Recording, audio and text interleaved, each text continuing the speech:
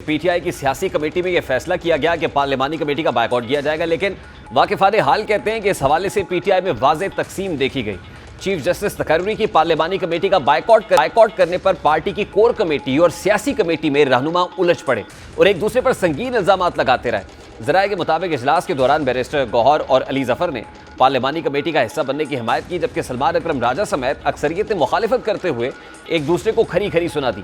ज़राए के मुताबिक सलमान अकरम राजा ने कहा कि वो पार्टी के सेक्रेटरी जनरल हैं और पार्लिमानी कमेटी के नाम उनकी मुशावरत के बगैर किसने दिए? जब तरमीम कोई नहीं मानते तो पार्लिमानी कमेटी में शिरकत क्यों होनी चाहिए? ज़राए के मुताबिक कोर कमेटी ने पार्लिमान में भरपूर एहतजाज न करने पर भी शदीद तहफ़्फ़ुज़ात का इजहार किया।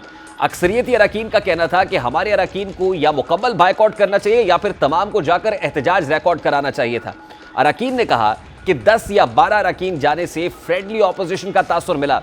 हमारे कारकुन और मकामी रहनुमा इस सारी सूरत हाल से मायूस हैं। ताहम अरकान कोर कमेटी ने बैरिस्टर गौहर और अली जफर की वजाहतें मुस्तरद करते हुए कहा कि किसने पार्लिमानी कमेटी के लिए नाम दिए और किस किस से मुशावरत हुई बताया जाए।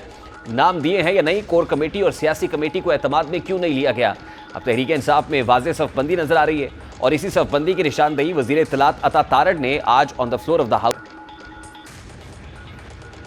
देखिए, अपनी जो पार्टी के अंदर फाइटिंग है उसको आप आपस में सेटल करें। उसको पार्लिमान के सर पे क्यों डालते हैं, स्पीकर के सर पे क्यों डालते हैं? अगर आपके अंदर इत्तेफाक नहीं है कि आपने इस नेगोशिएशन का हिस्सा नहीं बनना था और आईनी मसवदे पे बात नहीं करनी थी, आप ना करते। आप लोग क्यों मौलाना फजल रहमान के पास बार बार जा रहे थे? आप कहते हैं हम बात नहीं करते।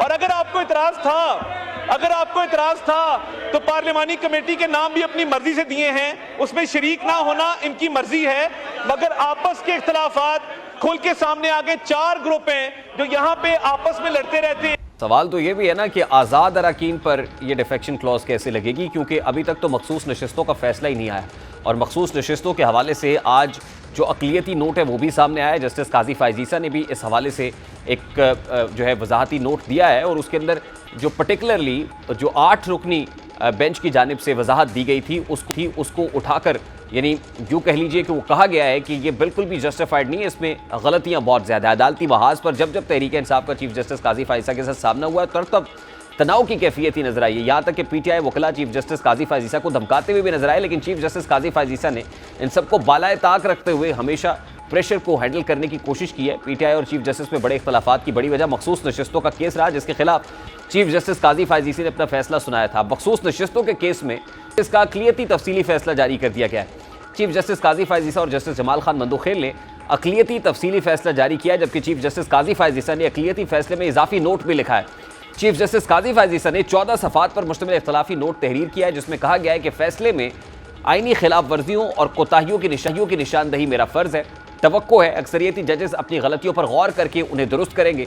चीफ जस्टिस ने इख्तलाफी नोट में लिखा है कि पाकिस्तान का आइन तहरीरी है और आसान ज़बान में। जस्टिस काजी फ़ायज़ ने मज़ीद लिखा कि उम्मीद करता हूँ अक्सरियती जजेस अपनी गलतियों की तस्हीह करेंगे। बरातर जजेस यकीनी बनाएंगे कि पाकिस्तान का निज़ाम आइन के तहत चले। जस्टिस काजी फ़ायज़ का मज़ीद कहना था कि बदकिस्मती से अक्सर मुख्तसर फैसले के खिलाफ नज़रसानी दरखास्तों पर समाअत नहीं हो सकी। मेरे साथी जजेस जस्टिस मंसूर और जस्टिस मुनीब ने इसके खिलाफ वोट दिया। उम्मीद करता हूं कि अक्सरियती फैसला देने वाले अपनी गलतियों का तदारुक करेंगे और उम्मीद करता हूं कि अक्सरियती जजेस इस बात को यकीनी बनाएंगे कि आइन के मुताबिक पाकिस्तान को चलाएं। उन्होंने इख्तलाफी नोट में लिखा कि प्रैक्टिस एंड प्रोसीजर कमेटी में जस्टिस मंसूर अली शाह और जस्टिस मुनीब अख्तर मेरी राय के खिलाफ गए। चीफ जस्टिस काजी फ़ायज़ ने अक्सरियती जजेस की राय पर भी सवालात उठाए। चीफ जस्टिस ने लिखा कि जो 8 रुकनी अक्सरियती जजेस के फैसले की जो हैसियत है वो कोई कानूनी हैसियत नहीं है।